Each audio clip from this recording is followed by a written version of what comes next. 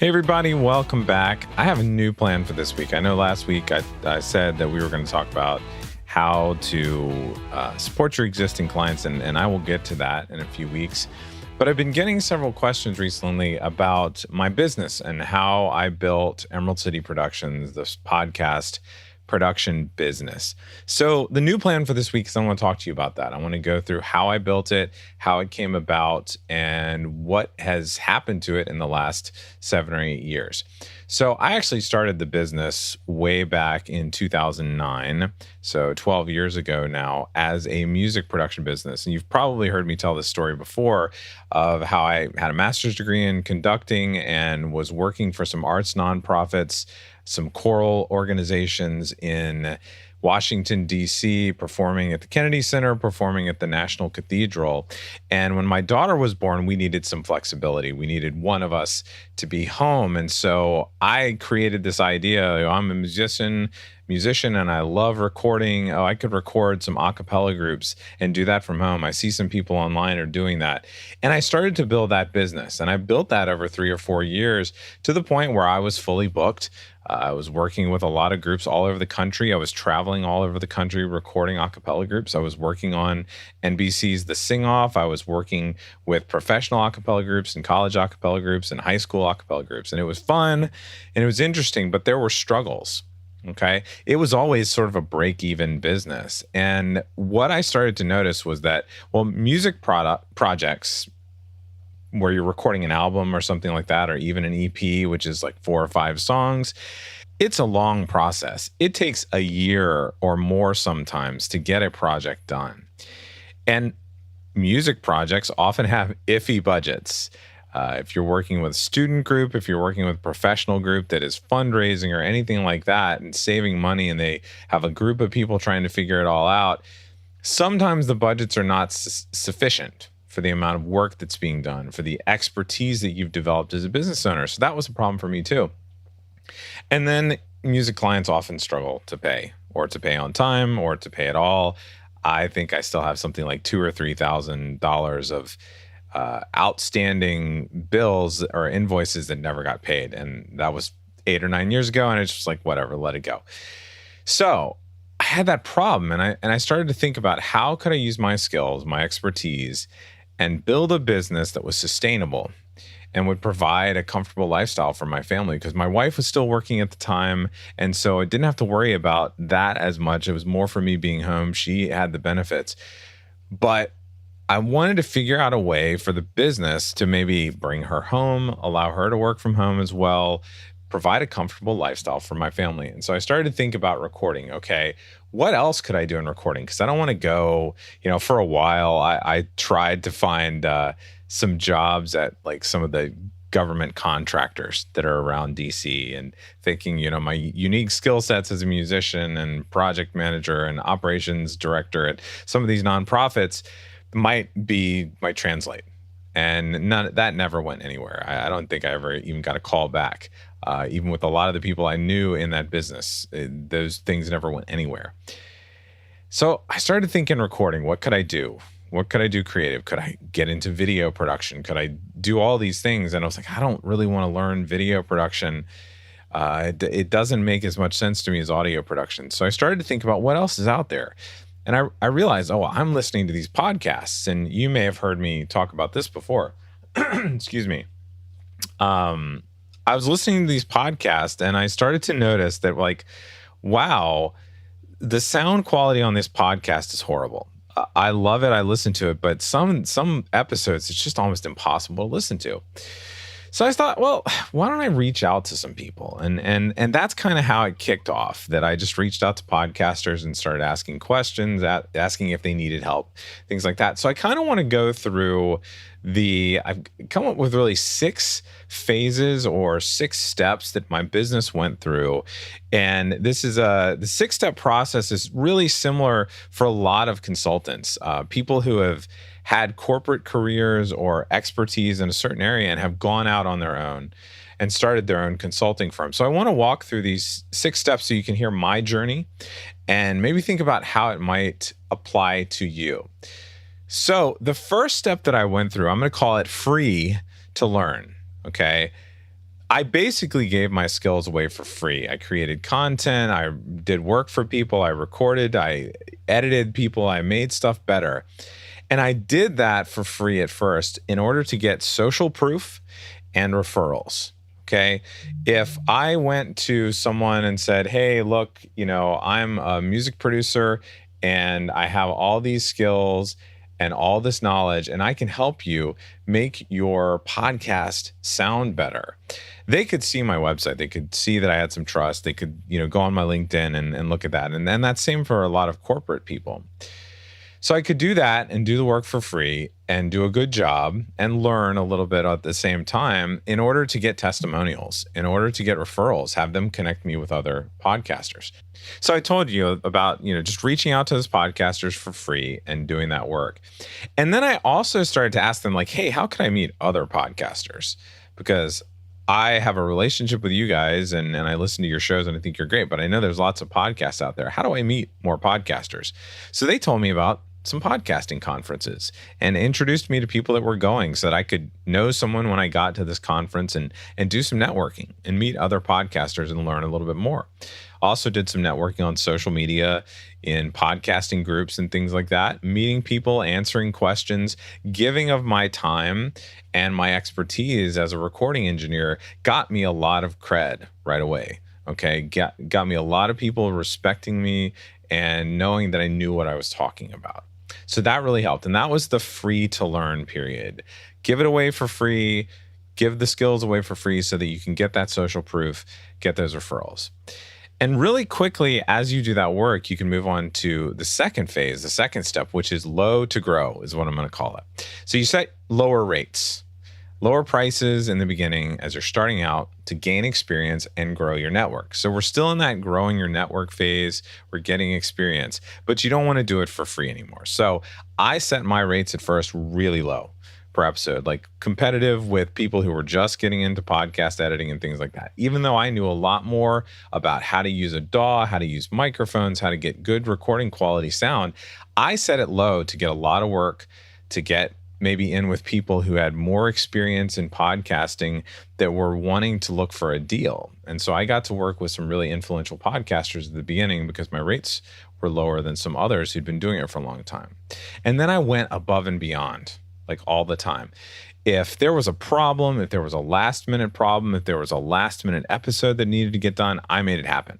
And this is when I was all by myself. This is just me in this business. I got it done. And that's the key, is showing people that, you don't want to stretch yourself too thin, but you want to show that you care. You want to show that you care about doing great work. And that's what I did at the beginning, was went above and beyond when it needed it. And if people asked me to do new stuff, do stuff that I didn't already do or didn't know how to do, I said yes. And I tried it and I learned and I got better. And I was like, oh yeah, I can do this and I can learn. I learned how to write show notes. I learned how to do this. I learned how to add stuff to people's websites. I learned how to create social media accounts and schedulers and things like that to get posts out and create graphics on Canva and all that sort of stuff. I learned how to do all of that stuff myself so that I knew what was happening and how it worked. So then I moved on to the next step, because at this time I'm, charging people a low rate. I'm getting lots of referrals. And so this is the next step. I'm getting referrals. They're coming in. I've gone above and beyond for my current clients, and you keep going above and beyond for your current clients, and they're going to then be your best source of referrals. So those referrals started to roll in. And because those referrals come from people that they trust and trust the person that's referring them, those referrals tend to stick with you. So you're growing your client base. At first it was 5 clients, and then it was 10, and then it was 15, and no one was stopping, and they were doing 50 episodes a year, and then it was 100 episodes, and then people had been with me for 3 years. So they tend to stick with you. So what I started to do was, with those referrals, I offered referral bonuses early on. Like if someone stays with me for a couple months as a client, you get a free month of service, or you get 10 free episodes or something like that. And I reminded my clients pretty regularly at that time, probably 2 to 3 times a year, hey, don't forget, if you have people, other podcasters that need help, I would love to work with them. I would love to provide them the same level of service. And because I was going above and beyond and doing the work, that was a very easy referral for a lot of clients. And a lot of them didn't even care that they were getting a bonus. They were like, if a friend who's a podcaster came to them and said, I need help, they're like, oh, you got to talk to Danny. You got to go to Emerald City Productions. So that allowed us to grow to the point of 15 clients, 16, 17 clients. And that's when I started to feel the pressure of like, oh gosh, I don't know that I can keep up with this by myself, doing this all by myself. So I had to move on to that next step, which was train your team. I had to create a team at first, but the important point of this step is that you have to train your team. You can't have anyone else train them. So what I did was you try to find young, hungry people. I'm close to 40 at this point in my business, and I needed people who I could pay a little less than what I was getting because I needed to make a profit and grow the business and things like that. So find young, hungry people who want to learn how you do what you do. Okay, if they see that, wow, Danny has built a podcasting business here and he seems to be doing it right, I want to learn how to be a recording engineer, a podcasting editor, engineer. So that's what I did was I found those people who wanted to learn that and wanted to learn how I did what I did. So I was able to then train them in my ways, right? Be their Yoda. I was able to be the guide and then bring them onto my team. So after training them, after teaching them how to do this is how you edit podcasts, or this is how you produce a song in the music world, I could say, hey, do you want a job? Do you want to come on my team? I've got like 5 or 6 clients I can give you right now where you're going to be working on a podcast episode every week. And so for a lot of people, that's a no-brainer. Wow, regular work in the recording world? Yeah, sign me up. So I was able to bring them on my team, and because I'd trained them and because they're people that I'd vetted and seen how they learn and see how they did their work, I could rely on them. I could trust them. And in fact, I think almost 90% of my editing team is still people that were the first editors I hired, because they were people I knew, they were people I trained, they were people who were full-time recording engineers, and I could rely on them and I could trust them. Now, as you grow your team, I'm going to make a statement here, especially because if you have an online business, this is a lot easier to do than if you have a brick and mortar business. I would recommend that in order to grow your business, that these team members are contractors, not employees. Once you bring someone on as an employee, it opens up a lot of other things that you have to do in terms of accounting and taxes and healthcare and all those types of things. It just makes it easier. It allows them to move in and out and stay flexible with their time if they are contractors. Okay, so that's a recommendation I make there. And then for the great team members, the ones that really came through, I would reward loyalty. Okay, I would reward them with better rates, promoting them, more work, more clients, things like that. Okay, as they gained my trust, you've got to reward your team members. So now I've gone through that free to learn step, and then low to grow, and then I got my referrals going, and then I trained my team. So now we're 20, 25 clients. I had to grow the team. There were new services that we were offering that just weren't just editing, that I could no longer do all the copywriting and all the social media scheduling and posting things on people's websites. So I had to grow my team with other people. And so once you get to that point of needing to work more on your business too, okay, less in the business. If I was going to grow the business, I needed to be going out and talking to new clients. And I didn't have time to do this stuff in the production side of things that I was doing. So once you get to that point where you need to work more on the business and less in the business, you got to grow your team as well. So one, I recommend you go to reputable sources to add team members, especially team members that are outside your area of expertise. I don't know project management, even though I've done a lot of it. I don't know operations. I don't know marketing. I don't know copywriting as well as some of the copywriters out there. So what I did was I would go to reputable sources, people that train those people that have networks and groups of those people, colleagues, friends, clients. I would go to and say, hey, do you work with anyone that does this type of thing? I need to hire a copywriter. I need to hire a project manager, things like that. So go to reputable sources to add those people. And then you've probably heard this before, hire slow, fire fast. Okay, especially for more important roles like project managers, people who are managing team, people who are managing and communicating with clients. Hire slow, fire fast. because if you get someone on who's not working out, really quickly, you can lose a lot of trust with your clients if they are doing a poor job or they're just not getting it. So free to learn, low to grow, referrals, train your team, and we've now grown the team. Okay, I've added a couple of project managers. Now we're at the serious point. We're at the point where you're topping 6 figures every year and you've got 30 clients a week with episodes coming in and lots of projects. Like, think about if you're a consultant in another field, you may have 5 or 6 clients with big projects and 5-figure projects going on at any time. Now you're serious and you're starting to feel that pressure of like, I've got to get out of the business. I have to work on CEO type things, okay? The visionary type things. So at this now you're serious step, this is step 6. Now you are serious. You got to find an operations person. No matter what type of consultant you are, you've got to find someone who can make things happen, who can be a voice with clients and keep things running on a daily basis and help you run your team. And then when you're growing now, you've got to figure out, reverse engineer what people want from you. It's basically SEO research on yourself, okay? Figure out what people want from you, figure out what's working, and then use that info to brand and market your business. You've gone through a lot of things now. And this was the point where I had to look back and see what's working, what's not working. What do people like about us? What do we do really well?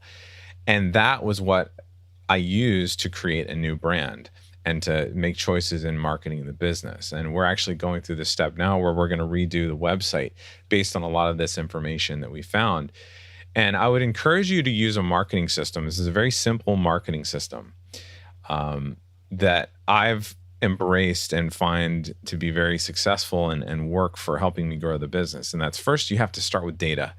You have to do the research. You have to figure out who your clients are. What do they like about you? What do you do well? What don't you do well? Get that data. Where do they come from? What industries are they coming from? Or if you're in one industry, what segment of that industry is working? Get that data collected and then come up with a strategy of how you might market to those people. What messages do you want to give to them?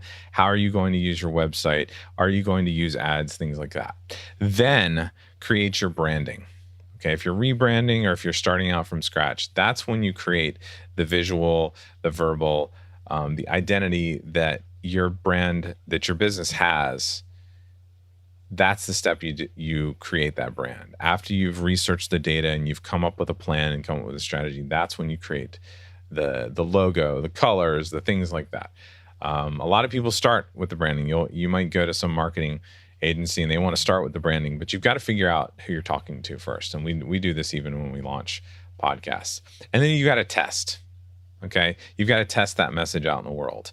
You've got to work on the SEO on your site and see if that's what people are looking for. You've got to do an audit to know if that's what people are searching for. And then you can do your launches. So I've followed that marketing system. So at this your serious step, you've got to find that person that can help you run the business, help you run the team. You've got to do your research and you've got to follow a clear marketing system that will help you grow from that point and scale your business. So those 6 steps, again, I want to go through them. Free to learn. I started for free to get that social proof and start to get referrals. Then I set really low rates to grow, to get more clients, to build the trust. And then those clients gave me referrals, and that helped grow the business even more, to the point where I needed a team. So I had to train the team, and I trained the team myself to make sure they did things how I wanted them to be done, to the level of quality that I wanted them. And then at that point, it was so big that I had to grow the team. I had to bring in people that could do all the stuff that I had been doing myself. And then at that point where I'm serious and it's just way too much to handle, way too much for me to manage the team myself. I had to find someone to help me run the team and then come up with a system to grow and scale, especially in marketing.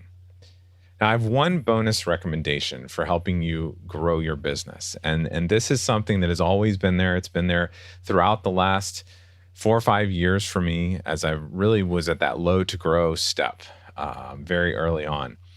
And that's being in a mastermind group. I recommend that you get in a mastermind group early and find a group that is strong. So that means pay for a group. You've got to pay for a group. Free masterminds are okay, but I've never had a lot of success with them.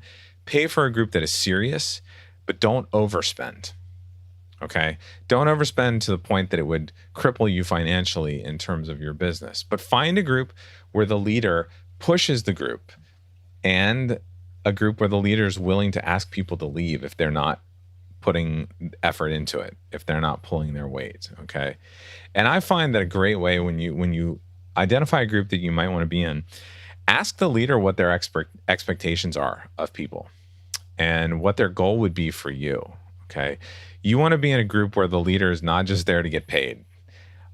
You want a group where the leader is going to lead it, to moderate, to guide people, and have expectations of people for where they want to go. So I hope this was helpful this week. A lot of you have asked me about how I grew my business, and so I wanted to lay that out, and I do plan to talk more about it in the future. So if you haven't yet rated and reviewed this podcast and are following me or subscribing, depending upon what platform you're on, go ahead and do that. Subscribe so that you get the latest episodes and you know what we're doing. And then reach out to me if you have any questions about how you could grow a business as a consultant. It's basically what I am in the podcasting world. We're really an agency now, but I'm a consultant that helps people create their podcasts and manage their podcasts. If you have questions about that, feel free to email me, Danny@emeraldcitypro.com. I would love to talk to you more about it. So next week, we'll get back to some more podcasting talk, but I hope this was helpful this week, and I will see you then.